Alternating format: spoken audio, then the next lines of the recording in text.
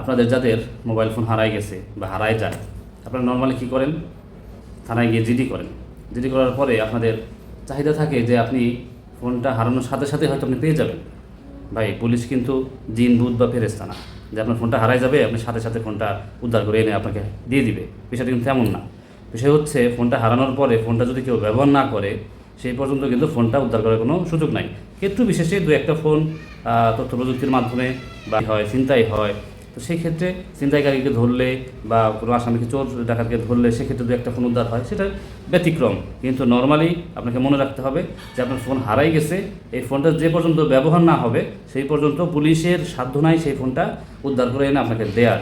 ফোনটা ব্যবহার হবে, তারপরে পুলিশ উদ্ধার করে এনে আপনাকে দিবে। আপনাকে ততক্ষণ পর্যন্ত ধৈর্য ধরতে হবে, অপেক্ষা করতে হবে এবং বিশ্বাস রাখতে হবে যে পুলিশ আপনাকে ফোনটা উদ্ধার করে এনে ফেরত দিবে। আর যদি আপনার লাক খারাপ থাকে তাহলে ভাই ফোনটা না উদ্ধার হতে পারে। সবসময় যে ফোন উদ্ধার হবে বিষয়টা এমন না। কেউ যদি ফোনটা খুলে ভেঙে বিক্রি করে ফেলে পার্টস হিসেবে, তাহলে তো আসলে করার কিছু নাই।